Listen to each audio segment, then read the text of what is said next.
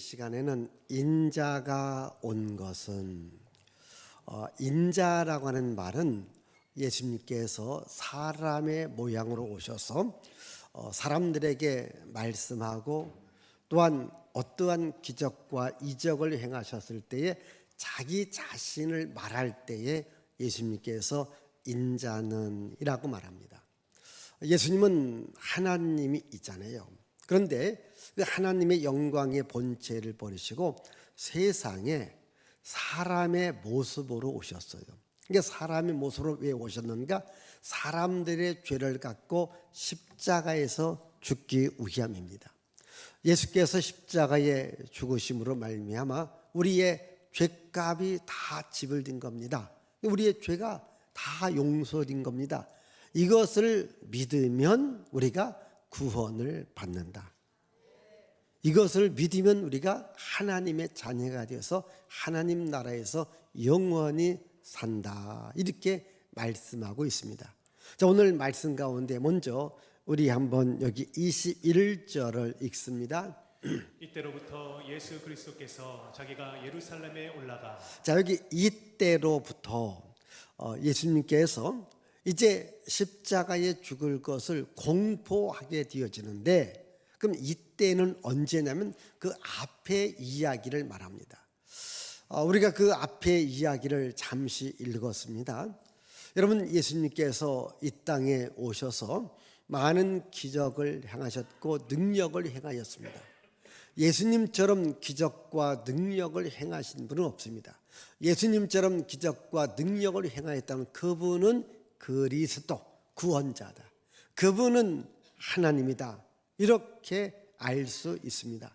그만큼 예수께서 많은 기적과 능력을 행한 후에 제자들한테 물어봤습니다. 세상 사람들이 나를 누구라고 하느냐? 엘리야와 같습니다. 예레미야와 같습니다. 선지자 중에 한 사람과 같습니다. 다시 말하면 세상에서 가장 탁월하고 유능하고 뛰어난 이런 사람 중에 하나와 같다. 이렇게 말을 합니다. 그러니까 예수께서 자기 자신을 정확하게 모르는 겁니다. 왜? 자기는 구원자로 하나님의 아들로 세상에 왔는데 많은 기적과 이적과 능력을 행하였는데도 아직까지 예수 그리스도께서 누구인지를 모르는 겁니다. 그래서 예수께서 제자들에게 묻습니다. 너희는 나를 누구라 하느냐 했었을 때 베드로가 말하죠. 우리 방금 읽었던 것 다시 한번 15절과 16절의 말씀을 읽습니다. 너희는 나를 누구라 하느냐? 시몬 베드로가 대답하여 이르되 주는 그리스도시요 살아계신 하나님의 아들이시니이다. 예수님은 주님이 되시고 그리스도가 되시고 하나님의 아들입니다 라고 고백하는 것을 신앙의 고백이라고 말합니다. 여러분 모두는 이 신앙의 고백, 예수님은 나의 주가 되시고 나의 하나님이 되시고 나의 그리스도가 되신다, 이 신앙의 고백을 할 수 있길 바랍니다. 이제 예수께서 바로 주님이 되시고 그리스도가 되시고 하나님의 아들이 되신다고 하는 신앙의 고백이 있은 이후부터, 그러니까 이때부터 뭘 말씀하십니까? 다시 한번 21절을 읽습니다. 21절입니다. 이때로부터 예수 그리스도께서 자기가 예루살렘에 올라가 장로들과 대제사장들과 서기관들에게 많은 고난을 받고 죽임을 당하고 제3일에 살아나야 할 것을 제자들에게 비로소 나타내시니. 이제 신앙 고백이 있은 후에 예수님께서 제자들에게 말합니다. 내가 이 땅에 온 것은 이제 장로들과 바리새인들과 서기관들에게 고난을 받고 그리고 내가 죽은 후에 3일 만에 부활할 것이다. 이것을 비로소 예수님께서 말씀해 주신 겁니다. 그러니까 자기 자신이 왜 이 땅에 왔는가? 바로 백성들의 죄를 용서해 주시기 위해서 십자가에 고난받고 죽고 난 후에 3일 만에 부활하기 위해서 예수님께서 이 땅에 오셨다. 이것을 제자들에게 알려주십니다. 여러분, 예수님께서는 제가 지난주 마태복음 20장 28절을 말씀드렸는데 우리 다시 한번 마태복음 20장 28절을 읽습니다. 인자가 온 것은 섬김을 받으려 함이 아니라 도리어 섬기려 하고 자기 목숨을 많은 사람의 대속물로 주려 함이니라. 자, 예수님께서 이 땅에 온 것은, 인자가 온 것은 섬김을 받으려 함이 아니요 도리어 섬기려 하고 자기의 목숨을 많은 사람의 대속물로 주려고 오셨다, 이렇게 말씀하셨습니다. 예수께서 이 땅에 오신 것은 자신의 목숨을 우리를 위해서 주신 겁니다. 이 말이 무슨 말이냐면 우리의 목숨이 죄 때문에 죽어야 될 목숨인데 우리로 하여금 죽게 하지 않고 예수님께서 대신 우리를 위해서 죽었다라는 겁니다. 그래서 이것을 믿을 때에 우리는 이미 죽었기 때문에 더 이상 죽을 필요가 없다라는 겁니다. 이걸 우리는 죄 사함 받았다, 구원을 받았다, 이렇게 말씀합니다. 오늘 여기 계신 여러분 모두는 예수님을 나의 주님으로, 나의 그리스도로, 나의 하나님으로 믿기를 바랍니다. 이 신앙 고백이 있을 때에 누구든지입니다. 바로 죄 사함을 받고 구원받아 하나님의 자녀가 됩니다. 예수님께서 예루살렘에 올라가서 고난받고 죽어야 되겠다, 이렇게 이제 말씀하시니까 가장 놀란 사람은 베드로거든요. 베드로가 주는 그리스도시요 살아계신 하나님의 아들이라고 고백했을 때에 예수님부터 많은 칭찬을 받았습니다. 그런데 예수께서 예루살렘에 올라가서 죽는다고 하니까 베드로가 뭐라고 말씀하십니까? 우리 여기 22절을 읽습니다. 베드로가 예수를 붙들고 황변하여 이르되 주여 그리 마옵소서, 이 일이 결코 주께 미치지 아니하리이다. 예수님께서 예루살렘에 올라가서 십자가에 고난받고 죽어야 된다니까 베드로가 예수님을 붙들고, 예수님 그렇게 하지 마세요, 예수님 말씀대로 예수님은 죽지 않습니다, 죽어도 안 됩니다, 이렇게 말을 했습니다. 여러분, 이 말이 잘한 말일까요? 못한 말일까요? 판단하기 어렵습니까? 그러면 한번 제가 저 얘기를 할게요. 제가 지금 어디 가면은 고난받고 죽어요. 그럼 여러분들이 그곳에 가라고 해야 될까요? 가지 말라고 해야 될까요? 대답 안 하신 분들은 빨리 가서 죽으라고 하는 것 같습니다. 아니, 제가 죽으러 간다는데 여러분들 좀 말려줘야 되잖아요. 그렇지 않습니까? 말려줘야 되지 않습니까? 여러분, 예수께서 죽으러 간다고 하니까 말려야 돼, 안 말려야 돼요? 말려야 되는 거예요. 이게 말리는 일이 뭔가? 이게 사람의 일이거든요. 사람이라면 당연히, 아니 자기가 모셨던 예수님이 죽으러 간다고 하니까 예수님 죽으러 가지 마세요 라고 하는 것은 당연한 겁니다. 이걸 사람의 일입니다. 그런데 예수님께서는 이렇게 베드로가 말한 말을 듣고서 뭐라고 말했는가? 23절을 읽어보겠습니다. 예수께서 돌이키시며 베드로에게 이르시되 사탄아 내 뒤로 물러가라, 너는 나를 넘어지게 하는 자로다. 내가 하나님의 일을 생각하지 아니하고 도리어 사람의 일을 생각하는도다 하시고, 오히려 베드로에게 책망을 했습니다. 너는 사탄이다, 내 뒤로 물러가라, 네가 하나님의 일을 생각하지 않고 사람의 일만 생각한다.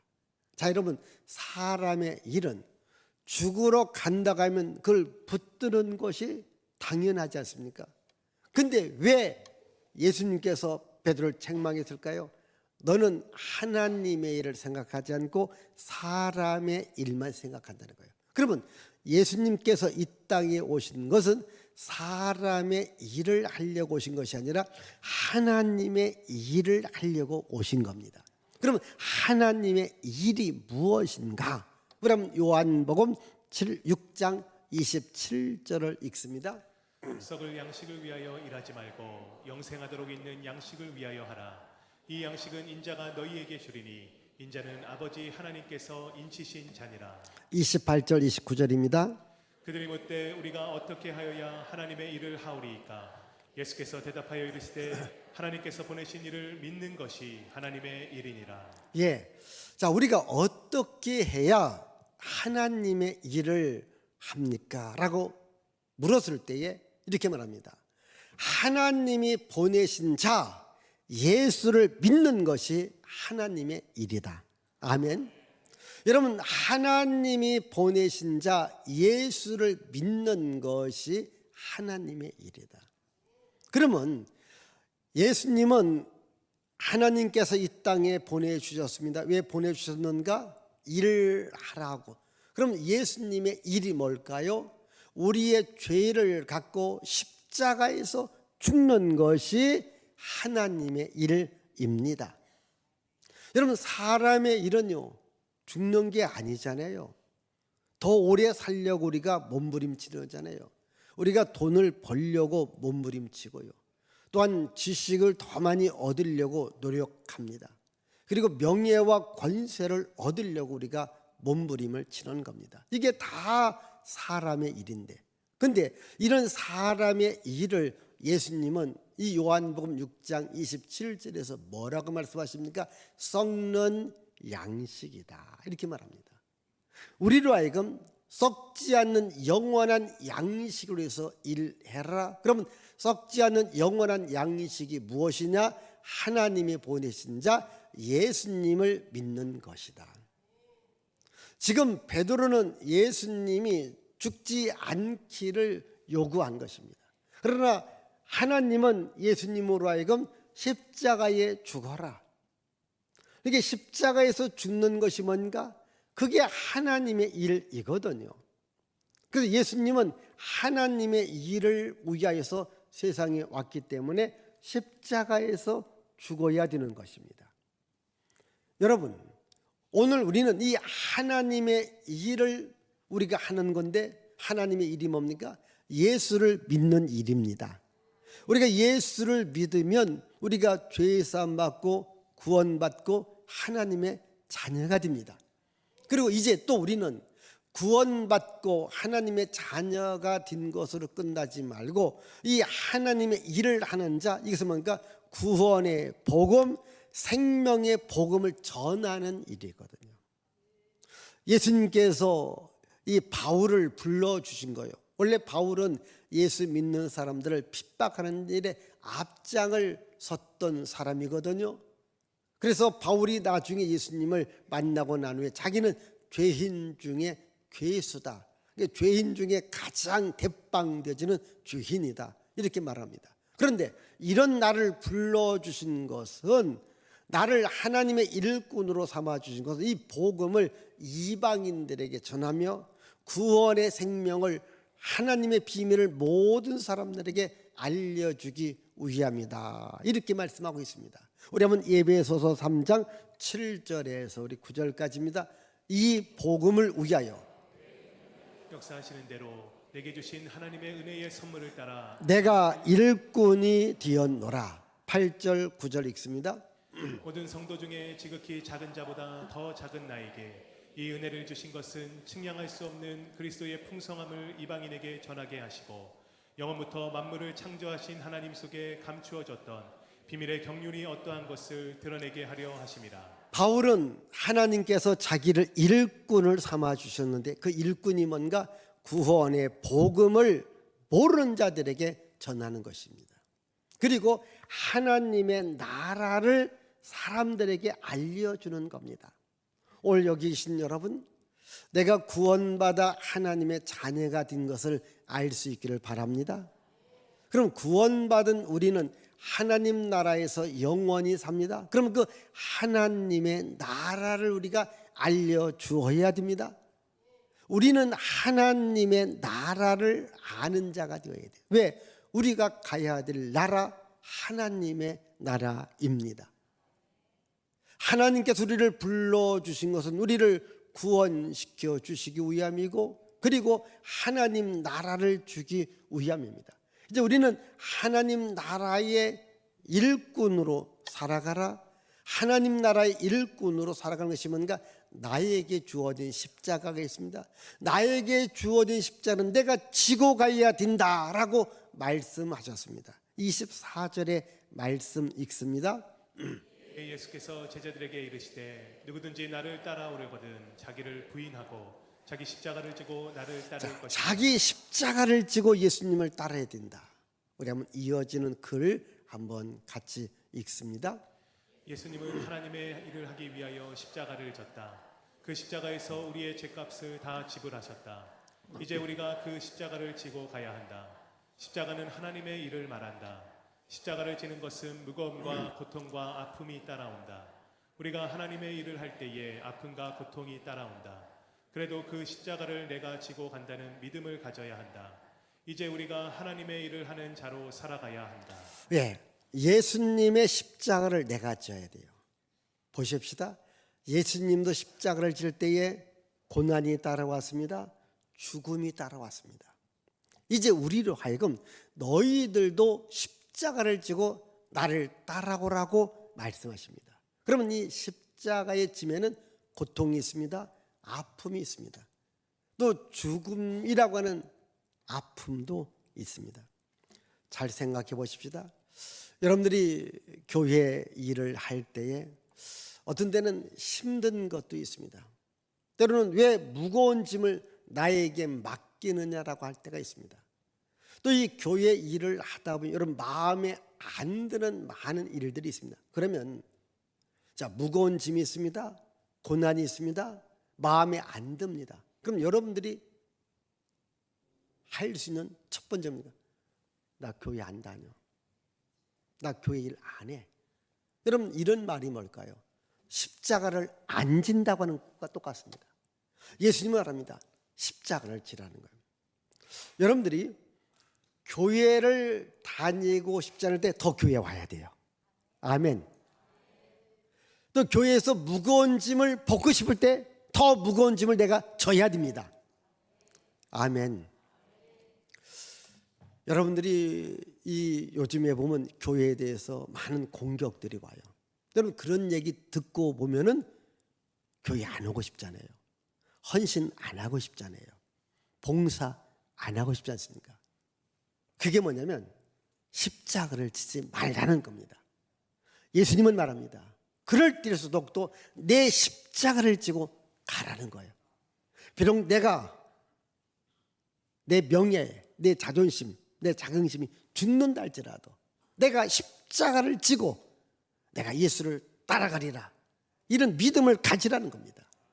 우리 이어지는 25절과 26절을 읽습니다. 누구든지 제 목숨을 구원하고자 하면 잃을 것이요 누구든지 나를 위하여 제 목숨을 잃으면 찾으리라. 사람이 만일 온 천하를 얻고도 제 목숨을 잃으면 무엇이 유익하리요? 사람이 무엇을 주고 제 목숨과 바꾸겠느냐? 자, 누구든지 십자가를 버리고 살려고 하면은 죽는다는 겁니다.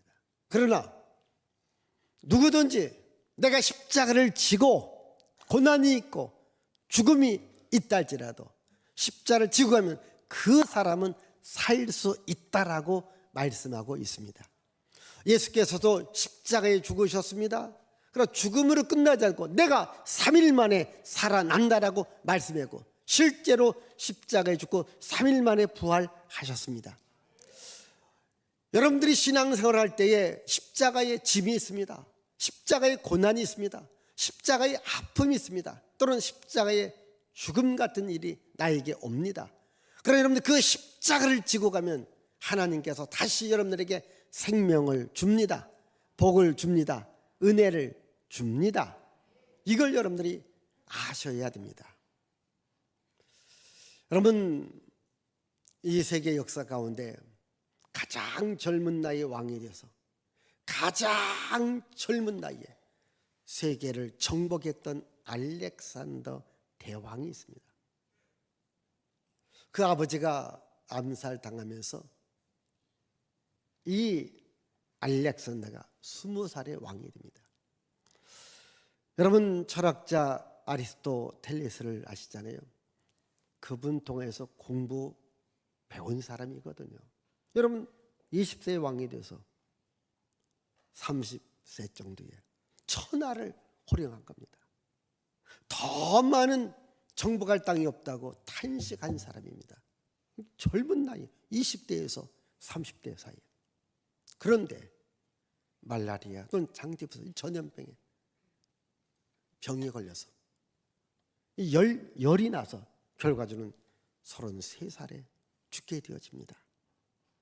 세상에 모든 걸 가졌습니다. 뭐 명예도 물질도 권력도. 근데 다 놓고 가는데 그가 자기 죽음을 알고 이렇게 유언합니다. 내가 죽거든 내 몸의 관 속에 녹을 때에 관 양 옆에 구멍을 뚫어라. 내 손을 좀 놓으라는 거예요. 바깥으로 내놓으라는 거예요. 사람들의 손을 보면서 손에 갖고 있는 게 아무것도 없다는 거예요. 내가 천을 얻은 것 같아도 죽음 앞에 다 놓고 내려간다. 다 놓고 간다는 거예요. 이게 세상 일이거든요. 여러분, 우리가 하나님을 아는 것, 우리가 하나님 앞으로 갈 때에 우리는 어떻게 살아가야 될까요?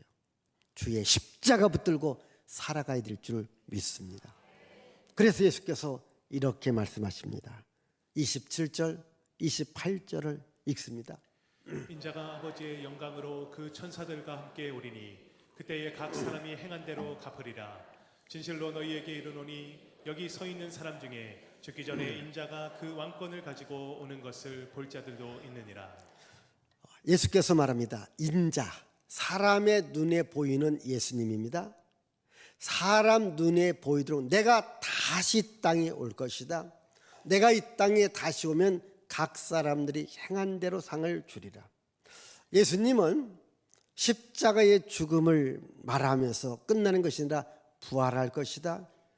그리고 내가 이 땅에 부활한 후에 잠시 있다가 다시 이 땅으로 올 것이다 라고 말씀하십니다. 우리 사도행전 1장 9절에서 11절 보십시다. 예수께서 마지막 말씀을 마치시고, 자, 읽습니다. 이 말씀을 마치시고 그들이 보는데 올려져 계시니 구름이 그를 가리어 보이지 않게 하더라. 10절 11절입니다. 올라가실 때에 제자들이 자세히 하늘을 쳐다보고 있는데 흰옷 입은 두 사람이 그들 곁에 서서 이르되 갈릴리 사람들아 어찌하여 서서 하늘을 쳐다보느냐. 너희 가운데서 하늘로 올려지신 이 예수는 하늘로 가심을 본 그대로 오시리라 하였느니라. 아멘. 여러분, 2000년 전 유대 땅 베들레헴에 예수님이 오셨습니다. 왜 오셨습니까? 우리의 죄를 용서해 주려고 오셨습니다. 우리의 죄를 용서해 주려고 십자가를 지고 십자가에 죽으셨습니다. 3일 만에 부활하셨습니다. 그 예수께서 말합니다.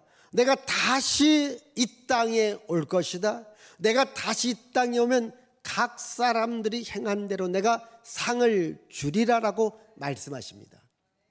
여러분, 신구약 성경이 66권입니다. 창세로 시작해서 마지막 요한계시록을 보면 요한계시록 21장과 22장은 이 세상에 멸망이 올 것이고 하나님의 심판이 있을 것이고 그리고 새 하늘과 새 땅이 펼쳐질 것을 말씀하고 있습니다. 그 중에서 22장 12절을 자 우리 읽습니다.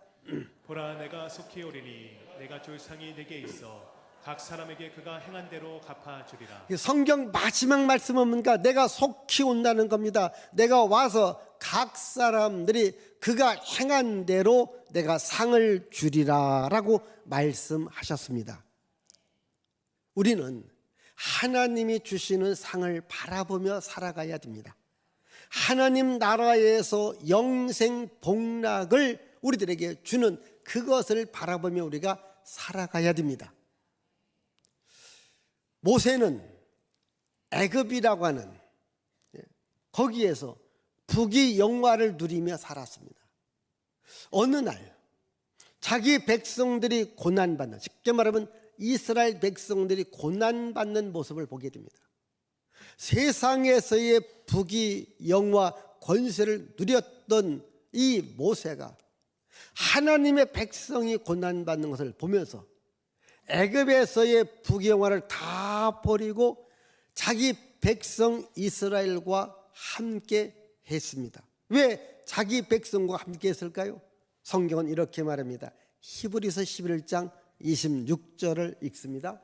그리스도를 위하여 받는 수모를 애굽의 모든 보화보다 더 큰 재물로 여겼으니 이는 상 주심을 바라봅니다. 자, 세상에서 주는 모든 보화와 큰 재물보다도 하나님이 주시는 상급을 바라보았다고 하는 겁니다. 저는 우리 모두가 다 하나님이 주시는 하늘의 상급을 바라보면서 이 땅을 살아갈 수 있기를 바랍니다.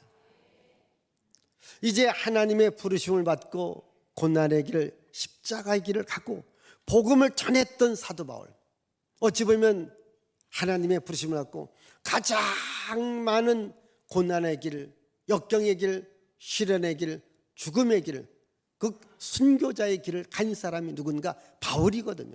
그럼 바울이 왜 그 무거운 십자가를 지고 고난의 길, 순교자의 삶을 살았을까요? 우리 빌립보서 3장 14절이 답을 합니다. 읽습니다. 표대를 향하여 그리스도 예수 안에서 하나님이 위에서 부르신 부름의 상을 위하여 달려가노라. 예. 바울이 이렇게 열심히 십자가의 길, 복음 전도의 길을 간 것은 위에서 주시는 상급, 하나님이 주는 상급을 바라보았기 때문이라고 말씀하십니다. 우리 신앙이들은 하나님이 주시는 상급을 바라봐야 됩니다. 예수님께서 이 땅에 오셔서 우리의 영혼을 구원해서 영원한 생명을 주었습니다. 그리고 하나님 나라를 주었습니다. 그리고 하나님께서 우리들에게 하늘의 놀라운 상급을 주십니다. 우리는 구원받은 자입니다. 하나님 나라에 가는 자입니다. 이제 하나님 나라의 상급의 주인공으로 우리가 살아가야 됩니다. 마지막 글 읽습니다. 우리 모두는 예수님께서 세상에 반드시 다시 온다는 믿음을 갖고 교회 생활을 해야 한다. 하나님의 나라를 바라보면서 교회 일을 해야 한다. 하나님이 주시는 상급을 바라보면서 열심히 주님의 복음을 전해야 한다. 다시 보십시다. 우리 모두는 예수께서 세상에 반드시 다시 온다는 믿음을 갖고 교회 생활 하시기를 바랍니다. 또 하나님의 나라를 바라보면서 교회 일을 해야 됩니다. 하나님이 주는 상급을 바라보면서 열심히 주의 복음 전해야 합니다. 다음 글 읽습니다. 예수님이 나의 주님, 나의 하나님, 나의 그리스도로 믿고 살아야 한다. 예수님에게 구원과 생명과 복이 있음을 사람들에게 전해 주어야 한다. 예수님은 나의 주님이 되시고 나의 하나님 되시고 나의 그리스도가 되십니다. 그 예수 안에 모든 생명이, 모든 구원이, 모든 복이 있습니다. 이것을 알고 전하며 살아가는 여러분 모두가 되어지시기를 바랍니다. 우리 이 시간 한번 기도합시다. 주님, 주의 십자가를 내가 지고 나도 가리옵니다.